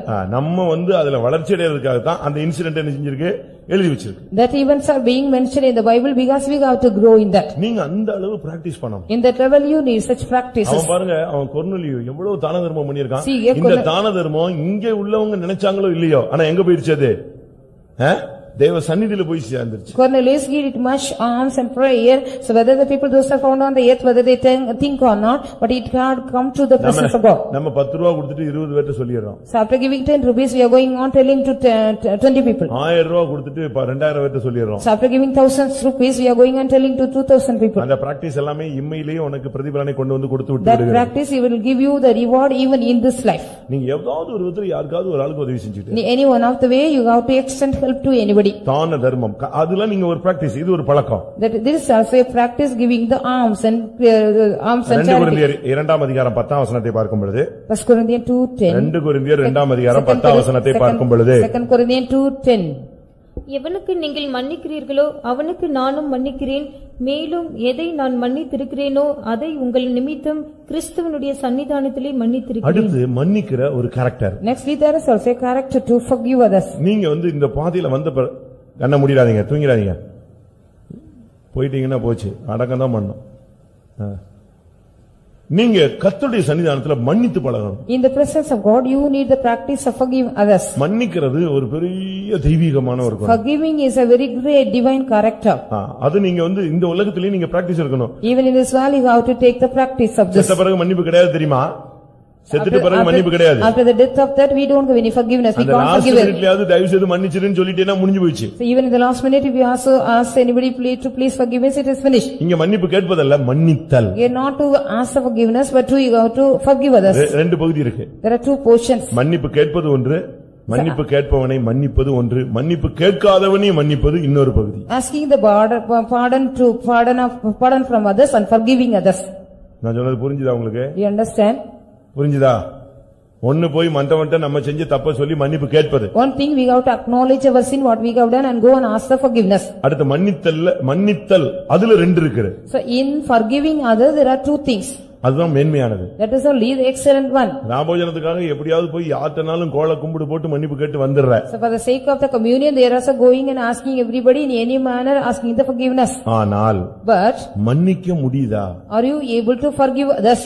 மன்னிப்பு கேட்பது மனுஷிகம், மன்னிப்பது தெய்வீகம். So asking the forgiveness, that is the humanity, forgiving is the godly nature. உங்களுக்கு மன்னிக்க முடியுமா? Are you able to forgive others? அதனால தான் இவர் சொல்றார், கிறிஸ்துவின் சந்நிதியில நான் மன்னிக்கிறேன். So then he says, so in the presence of Christ I forgive you. சரி, அவன் மன்னிப்பு கேட்டான், வேற என்ன பண்றது? ஸ்தோத்திரம், மன்னிச்சிட்ட. Because he did ask forgive, so you got forgive him. இன்னதிலே நம்ம இதுல ஸ்டேஜ் கூடுனவனா இருக்கான், மன்னிப்பு கேட்க மாட்டான். Even some people they are also just having the great stage, they will not ask. அப்ப அவன் என்ன பண்றது? And what we could do with him? சொல்லுங்க. Could you say? அவன் என்ன செய்யணும்? அவன் மன்னிப்பு கேட்காட்டாலும் அவனுடைய காரியத்தை சொல்லி, கர்த்தாவே என்னை இப்படி பண்ணிட்டான், அவன் மன்னிப்பு கேட்கல பரவாயில்ல, ஆனாலும் அந்த சகோதரனை மன்னிச்சிருமா ஆண்டவரே, நானும் மன்னிச்சிடுறேன். You got to pray to the Lord God, he has done likewise, even though he is not asking any sorry, that I am just totally forgiving. இதுதான் கிறிஸ்தவத்தின் பூரணம். That is only the perfection of Christianity. இதான் சிலுவையில ஸ்தேவா இயேசுவும் செஞ்சாரு, கல்லெறிந்து கொல்லப்படும் பொழுது ஸ்தேவானும் செய்தான். This what Jesus Christ, when he was on the cross, he did so, as well as Stephen was being just. பிதாவே, இவர்கள் யாராவது வந்து மன்னிப்பு கேட்டானா? ஒருத்தன மன்னிப்பு கேட்கல. ஆனா அவர் சொன்னார், பிதாவே இவர்களை அறியாமல் செய்கிறார்கள் மன்னிப்பு. Father, they do without knowing. அப்படிதானே சொன்னாரு. ஸ்தேவான் என்ன சொன்னா? What did Stephen say? ஆண்டவரே இவர்கள் குற்றங்களை இவர்கள் மேல் சுமத்தாதிரும். Lord, please don't just put their fault upon them. அவங்க மன்னிப்பு கேட்கல. They did not ask any sorry. ஆனாலும் இவங்களையே மன்னிச்சாங்க. But they themselves forgave others. இதுதான் மன்னிப்பின் பூரணம். கிறிஸ்துவின் சந்நிதியிலே நான் மன்னிக்கிறேன். In the presence of Christ I forgive you. This is the perfection. நீ ஒரு புக் போட்டு வச்சு எழுதிக்கிட்டே இருக்க வேண்டியதான். இத பேசினான், இப்படி பண்ணான், முறைத்து பார்த்தான், திரும்பி பார்த்தான், என்னை பார்த்து வெடுக்கென்று திரும்பி கொண்டான், இப்படி கணக்கு போட்டுட்டே இருக்க வேண்டியதான். நீ எங்க போய் எந்த பரலோகத்துக்கு போய் சேர்க்கிறது? உன்னைய I do not know where to go and which government to go if you have to note down all the fault of others. உண்மைதானே? Isn't it correct? ஞாயிற்றுக்கிழமை உங்களுக்கு பிடிக்காத ஆளு சாம்பார் ஊத்துனா சாம்பாரே வேண்டாம் சாப்பாடே வேண்டாம்னு போயிடுறான். So on Sunday, if anybody just pours the sambar, one who doesn't like mean they don't want any sambar or any rice, they go. பிடிக்காத ஆளு முன்னால உட்கார்ந்தா இவன் பின்னால உட்கார்றான், அவன் முன்னால வந்துட்டான், அவன் பின்னால போயிட்டானா அவன் முன்னால வந்துடுறான். So if they don't like the person, mean if they don't agree, means if they sit forward, they go back. இது ராபோஜனம் போனா மன்னிப்பு கேட்கணும். அன்னைக்கு ராபோஜனமே வேண்டாம், வேற சிறுவிழுத்தூர் சர்ச்சுக்கு போயிடுறா. So on the particular day of the communion, they go to ask for forgiveness. No need any communion. Let me go to Sriviluttur. இவனை கொண்டு போய் பரலோகத்துல உட்கார வைப்பாருன்னு நினைக்கிறீங்களா நீங்க? We think so, and the Lord God will take him to heaven. அங்கேயே ரொம்ப இடம் வச்சிருக்காரு, அங்கேயே ரொம்ப இடம் வச்சிருக்காரு, அங்கேயே ரொம்ப இடம் வச்சிருக்காரு. He is also having lot of places there. அங்கேயும் தள்ளி விட்டுருவாரு, அதுக்கு வெவ்வேறு இடம் இருக்கு. There are so many places there. நீங்க நல்லா புரிஞ்சுக்கணும், மன்னிக்கிறதுல ரொம்ப நீங்க தெய்வீகத்தை கொண்டு வரணும். So in forgiving others, you have to bring the divinity. அதுக்கு ஒரு வசனம் இருக்கு. There is a word of God. பிதா மன்னிக்கிறது போல நீ மன்னிக்கணும். As a father, he forgives, you have to forgive other. உங்க அக்கா மன்னிக்கிறது போல, பாஸ்டர் மன்னிக்கிறது போல, அண்ணன் மன்னிக்கிறது போல எல்லாம் மன்னிக்க கூடாது. Not like your elder sister, elder brother, pastor forgives, you should not forgive other. எப்படி மன்னிக்கணுமா? How you have to forgive others? சொல்லுங்க. Could you say? வசனம் எபேசியர் 4 கடைசி வாசிக்கலாமே. கிறிஸ்துவுக்குள் தேவன் உங்களை மன்னித்தது போல ஒருவருக்கொருவர் தயவாயும் மன உருக்கமாயும் இருந்து கிறிஸ்துவுக்குள் தேவன் உங்களுக்கு மன்னித்தது போல நீங்களும் ஒருவருக்கொருவர் மன்னியுங்கள். எப்படி இருக்கும் பாருங்களேன். How it would be? கிறிஸ்துவுக்குள் forgiving one another even as God for Christ's sake he has forgiven. சின்ன பாஸ்டர் ஒரு பிரசங்கம் பண்ணார் ஒரு கல்யாணத்துல. One day in the small pastor he has preached. எனக்கு அதிசயமா இருந்துச்சு. I was wondered. கல்யாணம் இன்னைக்கு பண்ணி வைக்கிறோம், இந்த பழைய கதை அந்த கதை இதெல்லாம் பேசி குடும்பத்தை கெடுக்க கூடாது. முந்தைய காலங்கள்ல உள்ள பேச்சு, அங்க பாத்தியா இங்க பாத்தியா, அத பேசுனியா இத பேசுனியா, இதெல்லாம் கேட்க கூடாது. இருந்தாலும் சரி இல்லாவிட்டாலும் சரி அதை பேசக்கூடாது. இருந்தாலும் கூட இன்னைக்கு கர்த்தருடைய சன்னிதானத்துல அதை மன்னிச்சிட்டு தான் நீ வாழ்க்கையை தொடங்கணும்னாரு. Today we are uniting you in the wedlock the wedding. So to get after, you should not speak all the old stories of you and should not separate that family whether you are having the problems of old or not.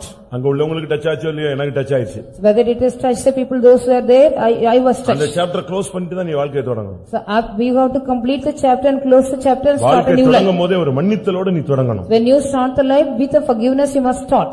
நீங்க மன்னிப்பீங்களா? Will you forgive? 7 தரம் அல்ல, 70 தரம். அவன் மன்னிப்பு கேட்க மாட்டான். 7 தரம் மன்னிக்க மாட்டான், 70 தரம் வந்து மன்னிப்பு கேட்க மாட்டான். அவன் உனக்கு வேணும்னே செஞ்சிட்டு இருக்கானே. நீதான் அவனை கத்தாவே உன்கிட்ட இருக்கிற துக்கம் போற வரைக்கும் மன்னித்தேன் மன்னித்தேன் மன்னித்தேன் மன்னித்தேன் மன்னித்தேன் மன்னி இந்த ஆவி ஓடி போய் நீ மன்னிச்சுட்டப்பா விட்டுருப்பான்னு சொல்லிடும். So you have to go on from your spirit, you have to just go on forgive others in the spirit of you again and again, not only 7 times, 770 times. அடுத்து 2 கொரிந்தியர் 2:17 2 Corinthians 2:17 கர்த்தருடைய சந்நிதியில் பேசுகிறோம். So we speak in the presence of God. உன்னுடைய பேச்சு வாசி.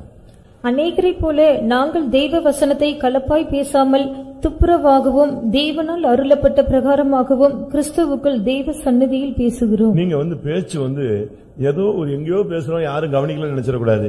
கர்த்தருடைய சந்நிதியில உன்னுடைய பேச்சு இருந்து பழகணும். Your speech has to be in the presence of God. You should not think somebody has not listened, you are speaking somewhere. நீ ஆபீஸ்ல இருந்தாலும் தேவ சமூகம் இருக்கு. Even though you are even in the office, you are having the presence of God. அப்படிதானே? Isn't it so? நீ எங்க போனாலும் கர்த்தர் உன்னோடு கூட இருக்கிறார்னா, மரண இருளின் பள்ளத்தாக்குல போனாலும் அங்கே யார் இருக்கிறா? தேவரீர் என்னோடு கூட இருக்கிறீர். Wherever you are, the Lord God is with you. Even though you are walking in the shadow of the valley of death, the Lord God is with us. ஒருவர் பேசிக்கொள்வார்கள். They shall speak one to another, and the Lord shall hear them. அவனுக்கு காது கேட்க இல்லையோ அவருக்கு காது கேட்கும். So whether they hear or not, the Lord shall hear.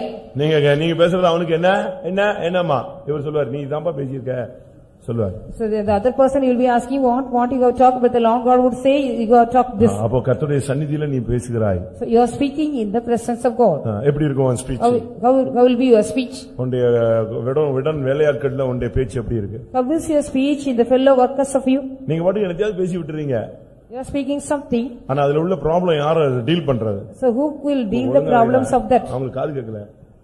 Sound இத கொஞ்சம் கூட்டு. கர்த்தருடைய பரிசுத்த நாமத்துக்கு மகிமை உண்டாவதாக. Glory be to the holy name of the Lord.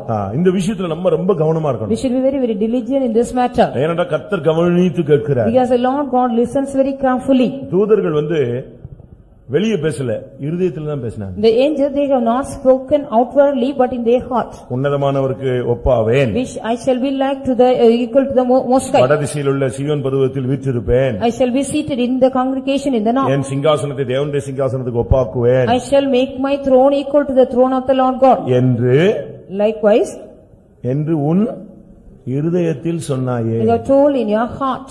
எப்படி இருக்கும் ஜட்ஜ்மென்ட் பாத்தீங்களா? How would be the judgment you see? இவன் வாயிலேயே சொல்லல, இருதயத்துல சொன்னவனே தூக்கிட்டாரு. இனிமே அடுத்த ஸ்டெப் எங்க வரப்போகுது? செயல்ல வரப்போகுது. அதுக்கு முன்னால தள்ளி விட்டுட்டார். He did not even speak through the mouth, only he thought in the heart of that. Next it's going to come in the action of his. Before that the Lord God pushed them down. அதனால தான் நீங்க பேசுற விஷயங்களை பைபிள்ல சொல்லிருக்கு, செட்டைகள் உள்ளது என்ன செய்யும்? கொண்டு போய் எல்லாத்தையும் சொல்லிட்டு வரும். So then the Bible it says, so whatever the word you are speaking, what are the things which are having the wings, it will take to the king. அதனால தான் தமிழ்நாட்டுல சொல்லுவாங்க, சுவருக்கு கூட என்ன உண்டு? உனக்கு காது ஒர்க் பண்ணுதா இல்லையா? யாருக்கு ஒர்க் பண்ணும்?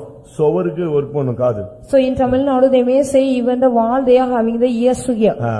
சுவத்துக்கு காது இருக்கு, கரெக்டா கேட்டு வச்சுக்கும். The walls are having the ear, it will correctly hear. பரலோகத்துல சில இடத்துல நீங்க பேசுனதுக்கெல்லாம் சாட்சி யார் சொல்லுவா தெரியுமா? See in the heaven what are the things what you have spoken here, who will give the testimony? No, நான் யார்ட்டையும் பேசல அப்படின்னு சொல்லுவீங்க. அது பைபிள்ல சொல்லிருக்கு, உத்தரம் என்ன செய்யும்? சாட்சி சொல்லுங்க. You'll be saying I have never spoken to anybody. The beam of the house it will come and tell the நீ இருந்த வீட்ல உள்ள உத்தரம் ஃபேன் லைட் சாட்சி சொல்லலாம். ஆமா இவன் ரூம்ல பேசினா நான் கேட்டேன். யாரும் கேட்கல, நான் தான் கேட்டேன், நான் மட்டும் தானே இருந்தேன். So it will come and the pillar, the beams and the light and the fan everything will come and give that. உத்தரம் சாட்சிடும். ஆபகுக் 2:11 ஆபகுக் 2:11. இனிமே வீட்ல கூட பேசுறதுக்கு யோசிச்சு கொஞ்சம் கவனமா பேசுங்க. So whatever if you want to speak at home, just you think of it and carefully speak. உத்தரம் சாட்சி. The beam will give the witness. Habakkuk 2:11 இல்லையா? கல்லு சுவரிலிருந்து கூப்பிடும், உத்திரம் மச்சிலிருந்து சாட்சியிடும். மச்சிலிருந்து சாட்சி சொல்லும். ஆமா நான் பார்த்தேன், இந்த வீட்ல தான் இருந்து இப்படி எல்லாம் பண்ணா, இப்படி எல்லாம் பேசினான்னு சொல்லு. From the upper house this beam will be speaking likewise only he has spoken everything. அடுத்து 1 தீமோத்தேயு 6:14 பார்க்கும் பொழுது 1 Timothy 6:14 சகலத்தையும் உயிரோடு இருக்க செய்யும் அவருடைய சன்னிதானம். It is said about that his presence makes everything to alive. பரலோகத்துல அவருடைய சன்னிதானத்துல மரணம்ங்கற பேச்சே கிடையாது. In the heaven there is no death in the presence of him. வாசிங்க. Please read. எல்லாவற்றையும் உயிரோடு இருக்க செய்கிற தேவனுடைய சன்னிதானத்தில் எல்லாவற்றையும் உயிரோடு இருக்க செய்கிற தேவனுடைய சன்னிதானம். The presence of God makes all things to live. அவருடைய சன்னிதானத்துல போன பிறகு அங்க என்ன கிடையாது? After you go to the presence of God, what you don't have? எந்த ஒரு இதுக்கு மரணமே கிடையாது. There is no death anywhere. அதுபோல likewise கிறிஸ்துவுக்குள்ள வந்துட்ட பிறகு உங்களுக்குள்ள இந்த பாவ மரணம்ங்கற சம்பவமே இருக்க கூடாது. After you have stepped into Christ, you should not have the sin and death in you. மரணம் என்கிறது பாவத்திலிருந்து வர்ற ஒரு சம்பவம். The death which is an incident which comes out of sin. நீ கர்த்தருடைய சன்னிதானத்துல இருக்கறனா உனக்குள்ள மரணத்தின் வேலைகள் இருக்க, மரணத்தின் ஆவி வரவே கூடாது. If you are in the presence of the Lord God, you should not get the spirit of death in you. மரணம் உனக்குள்ள ஆளுகை செய்யவே கூடாது. The death should not reign in you. அது பாவத்தின் சம்பளம் அது. That is the wages of sin. அதனால இந்த விஷயத்துல ரொம்ப கவனமா நீங்க இருக்கணும். So you should be very very diligent in this matter. உங்கள் மூலமா மரணம் வரக்கூடாது, மற்றவங்க மூலமா உங்களுக்கு மரணம் வரக்கூடாது. Through you should not get the death, through others you should not get any death to you. நான் சொல்ற பாயிண்ட் உங்களுக்கு புரிஞ்சுதா? Do you understand the point which I say? எல்லாவற்றையும் உயிரோடு இருக்க செய்கிற அவருடைய சன்னிதானம். It is said about the presence of him which makes everything to alive. அவருடைய சன்னிதானத்துக்கு போன பிறகு மரணம் என்கிறதெல்லாம் கிடையவே கிடையாது. அங்க போனா மரணமில்லா பெருவாழ்வு. So it is a great life, the long life without any death. If you go to the presence of God, there is no death there. அப்ப ஆண்டவருடைய சன்னிதானத்துல நீ வந்துட்டேன்னு சொன்னா உனக்குள்ள மரணம் வரக்கூடாது, உன் மூலமா மற்றவங்களுக்கு மரணம் வரக்கூடாது. If you have stepped in the presence of God, you should not get any death in you. Through you, none others should get the death. 2 பேதுரு 3:14 படி பார்க்கும் பொழுது, And we read according to 2 Peter, சமாதானத்தோடு அவர் சந்நிதியில் காணப்படவும். Let us be found in the presence of him with all peace. ஒரு பெரிய பேரின்ப சமாதானம் நமக்குள்ள இருக்கணும். We need a great river of peace in us. சமாதானங்கிறது பல விதத்துல உண்டாகிற அனுபவங்கள். The peace it will come in various experiences. இது ஒன்றதான் இயேசு சொன்னார், நான் என்னுடைய சமாதானத்தை உங்களுக்கு நெஞ்சிட்டு போறேன், வச்சிட்டு போறேன்னு. So the Lord Jesus Christ said, "So I leave my peace for you." இந்த சமாதானம் ரொம்ப முக்கியமானது. This peace is very very important. இந்த சமாதானத்தை நீங்க சரியான விதத்துல பேணி காப்பாற்ற வேண்டும். You have to protect and keep this peace in a right manner. ஓரளவு சமாதானம் இருக்கு. There is some extent of peace. கூடுமானால் சமாதானம் இருக்கு. So it is impossible you can be have peace. ஆனா பூரண சமாதானம்னு ஒரு வார்த்தை இருக்கு. There is also a word of God, perfect peace too. உன்னுடைய கூடார சமாதானத்தோடு இருக்கிற அனுபவம் இருக்கு. It is an experience, your tent shall be found peace. நீ தங்கி இருக்கிற இடம் சமாதான தாவரங்கள் இருக்கிறது. The place where you are so staying shall be the peace. இதெல்லாமே ஒவ்வொரு வீட்டுல சமாதானம், நீ தங்கி இருக்கிற இடத்துல சமாதானம், நீ வேலை செய்யற இடத்துல சமாதானம், பூரண சமாதானம், இதெல்லாம் உனக்கு ஒரு ஒவ்வொரு அனுபவங்கள். These are all different experiences. The places where you are dwelling, in your house, everywhere there is also peace, as well as in the place where you are working, and perfect peace. உனக்குள்ள இருக்கிற சமாதானம் இயேசு கொடுத்த சமாதானமா இருக்கா? The peace which is in you, whether it was given by Lord Jesus Christ. ஆர்டிபிஷியலா ஒரு சமாதானத்தை உண்டு பண்ண கூடாது. You should not create an artificial peace. நான் சொல்றது புரியுதா? Do you understand what I say? இயேசு சொன்னார், என்னுடைய சமாதானத்தை உங்களுக்கு வச்சிட்டு போறேன். Jesus said, I leave my peace to thee. அந்த இயேசு வச்சிட்டு போன சமாதானம் உனக்குள்ள இருந்துச்சுன்னா அந்த சமாதானத்தை வேற ஒருத்தனுக்கு கொடுத்துடவே கூடாது, இழந்து போயிடவே கூடாது, அது உனக்குள்ளேயே இருக்கணும். If the Lord Jesus Christ left the peace which is in you means you should not lose it, you should not give to anybody, you have to protect that. இப்ப நம்மட்ட இருக்கிறது எல்லாமே எழுத்தின் பிரகாரமான சமாதானம் இல்லாதிருந்தும் சமாதானம் சமாதானம் என்று சொல்லி மேற்பூச்சாயின்னு செய்கிறார்கள், பூசிட்டு இருக்காங்க. சரி எல்லா வீட்லயும் இப்படித்தான், கொஞ்சம் அட்ஜஸ்ட் பண்ணி போங்க, என்ன இதான் பாஸ்டர்னு சொல்லி விடுறாரு. So whatever we are having the literal peace like this, even though we don't have peace in it, we are just saying peace. பிரச்சனையோட வந்த உடனே இயேசுவினுடைய சமாதானத்தை வாங்கி கொடுக்கறாங்களா? அப்படி கொடுத்துட்டாங்கன்னா அடுத்த பிரச்சனை வராது அந்த வீட்ல. So when you come in, the problem is if they also get a peace from the Lord Jesus Christ, they will not get any other problem again. இது என்ன செய்யறது? What they do? என்ன பண்றது? கட்டிட்டீங்க, because you are married, பிள்ளையை பெத்துட்டீங்க, after giving the birth of வேற children, வழி இல்ல, there is no other escape. இப்படி போங்க, let us proceed like that. கிருபையை வாங்கிட்டு போங்க, get the grace and go. Adjust பண்ணி போங்க, go adjust. இப்படி தான் நம்ம வந்து பிரசங்கம் பண்றோம், ஆலோசனை கவுன்சிலிங் இப்படி தான் கொடுத்து அனுப்புறோம். Like recently we are preaching as well as giving the counseling. ஆனா இவைகளுக்கு மத்தியில இயேசு கொடுத்த சமாதானம் அவன் பெற்றுட்டான்னு வெச்சுக்கோங்களேன், அவன் ஏன் அவன்ட்ட வர்றான் counselling? In the midst of that, if they have received the peace what the Lord Jesus Christ left me, why they have come here for the counseling? அவனுக்கு அந்த சமாதானம் இருக்கும்போது அவனுக்கு எந்த ப்ராப்ளமும் அவனை டிஸ்டர்ப் பண்ணாது. So when he is having the peace what Jesus Christ left, he will not get any problem. இந்த 9 காரியத்துல உங்களை என்கேஜ் பண்ணிட்டீங்கன்னா இந்த உலக வாழ்க்கை தேவ சன்னிதானமா இருக்கும், மறுமையிலும் நீங்கள் தேவ சன்னிதானத்துல போய் சேரலாம். If you engage yourself in this 19th, in the valley life will be like the presence of God, as well as you can go to heaven. Gabriel தேவனுடைய சன்னிதானத்தில் நிற்கக்கூடிய ஒரு தேவனுடைய ஊழியன். Gabriel was just a servant of God. He used to stand in the presence of God. அவன் நற்செய்தி சொல்லிக்கிட்டே இருப்பான். He used to proclaim the good glad tidings. நீயும் கர்த்தருடைய சன்னிதானத்தில் இருக்கணும்னா கர்த்தருக்காக எதையாவது ஒரு ஊழியத்தை செஞ்சுக்கிட்டே இருக்கணும். If you want to be present in the presence of God, you have to go and do some office for the Lord God. ஒண்ணுமே இல்லையா? வீட்டை பெருக்கு.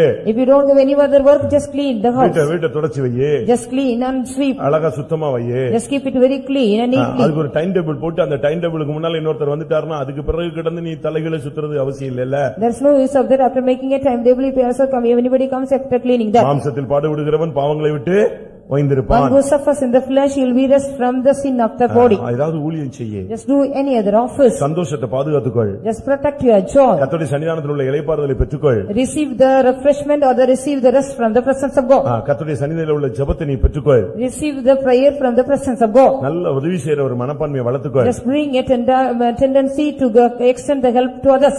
நல்ல மன்னிச்சு பழகுங்க. Just have the practice of forgiving others. எனக்கோ நடந்த சம்பவத்தை தூக்கி வச்சுக்கிட்டே மாச கணக்கா அதே வச்சிட்டே அலையாத. Don't keep the incident which has happened before some months, always carry that. இந்த யானை பகைன்னு சொல்லுவாங்க. They'll be saying the enmity of the elephant. அப்படிலாம் நீங்க வச்சிட்டே அலைய கூடாது. You should not have such an enmity. நீங்க அதை மறந்துங்க. அவங்க மன்னிப்பு கேட்கணும்னு நினைக்காத. மன்னிச்சிட்டே ஆண்டவரே மன்னிச்சிட்டே அன்னைக்கே அதை தூக்கி குப்பையில போட்டு just go and put it in the dust or dunghill because I have forgiven them. ஒரு இடத்துக்கு போனா பக்கத்து வீட்டுக்காரன் கல்ல எறிஞ்சு வச்சிருந்தான். அந்த கல்ல தூக்கி வச்சிருக்கான் இவன். So in a place when they went there, the neighbors they have thrown a stone, he was keeping that. அவனுக்கு அத பாக்கும்போதெல்லாம் அவன் மேல தான் என்ன வரும்? Whenever he see the stone, what he would think? அதே மாதிரி இந்த பழைய லெட்டர் பழைய கதைகள் ஏதாவது வச்சிருக்கீங்களா உள்ள? Do you have any old letter or old stories of anything in you? நானும் வச்சிருந்தேன். I have also kept. எனக்கு ஒரு இடத்துல லெட்டர் போட்டாங்க. அது எனக்கு பாஸ்டர் கொடுத்தாரு. அதை வச்சிருந்தேன். திருப்பி ஒரு இடம் ஒரு ஆவி வந்துச்சு. இது எல்லாமே கொளுத்தி எரிச்சிரணும்னு எரிச்சு வச்சிட்டு. So in a place when people they also wrote a letter against me, pastor gave it to me, I kept that. Just after a period I just put it in the அது இருக்கிற வரைக்கும் அந்த மைண்ட்ல ஏதோ ஓடிட்டே இருக்கும். அது ஒரு நினைவு சின்னம். It will be having, it is like a memorial, it will be going on in our mind. நீங்க எல்லாத்தையும் தூக்கி குப்பையில போட்டு எரிச்சு விட்டுருங்க. So you have to put everything and just put it in the dust and burn it. கிறிஸ்துவின் சன்னிதானத்தில் மன்னியுங்க. In the presence of God, in the presence of Christ, forgive others. பேச்செல்லாம் கர்த்தருடைய சன்னிதானத்தில் உள்ள பேச்சா இருக்கட்டும். So let all your speech be from the presence of God. மரணத்துக்கு வாய்ப்பு கொடுக்காதீங்க. Don't give room for the death. பூரண சமாதானத்தை காத்துக்கொள்ளுங்க. Protect all your perfect peace. எல்லாரும் கண்களை மூடுவோம். Let us all close our eyes. கொஞ்ச நேரம் முழங்கால் படியிடலாம். Let us all kneel down for a while. ஆண்டவரை நோக்கி நாம் கூப்பிட வேண்டிய ஒரு நேரம். This time we have to call unto the Lord God. எனக்கு ஒரு ஆசை, நாம இங்க தேவசன்னிதியில வந்துட்டோம், ஆனா மகிமையில தேவசன்னிதியில போய் சேரணும். I have a desire, we have come in the presence of God, we have to go in the glory to the presence of God. இங்க வந்து எல்லாரும் அங்க போயிட்டாங்கன்னா எப்படி இருக்கும்? So all the people those are come here, we all go there, how it would be. அதுதான் ரொம்ப முக்கியமானது. That is only very important. ஒருத்தர் பாடுறான், இந்தியர்களால் பரலோகம் என்ன செய்யணும்? நிரப்பப்பட வேண்டும் சொல்றான். One said so, and the heaven has to be filled with all Indians. எப்படி இருக்கும்? அப்படி ஒரு அவனுக்கு ஒரு அது ஒரு ஆசை தானே அது. That is also a great desire. அது ஒரு ஆத்தும ரட்சிப்பின் ஆதாயப்படுத்துகிற ஒரு ஆவி. That is a spirit of saving the souls.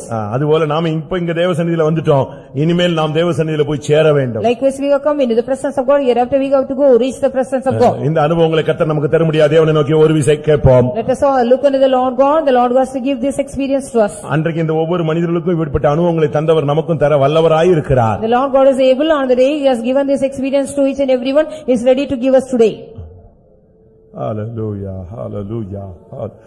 ஒரு 2 நிமிஷம் இந்த பிரசங்கத்துக்கு நீங்க உங்களை இந்த கர்த்தருடைய வார்த்தைக்கு உங்களை சமர்ப்பியுங்கள்.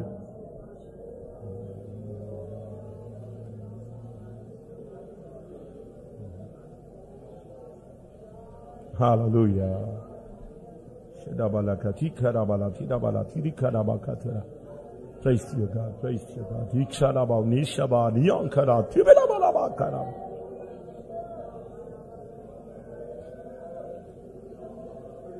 Hallelujah, hallelujah, hallelujah. ஆண்டவரே, இங்கே உம்முடைய சன்னிதானத்தில் என்னை வழிநடத்தி இருக்கிறீர் ஆண்டவரே. நான் மகிமையில உம்முடைய சன்னிதானத்தில் வந்து நிற்க வேண்டும் ஆண்டவரே. வலுவாதபடி உம்முடைய மாசில்லாத மகிமையான சன்னிதானத்தில் என்னை கொண்டு வந்து நிறுத்த வல்லவரே, உம்முடைய கரத்தில் என்னை சமர்ப்பிக்கிறேன் ஆண்டவரே.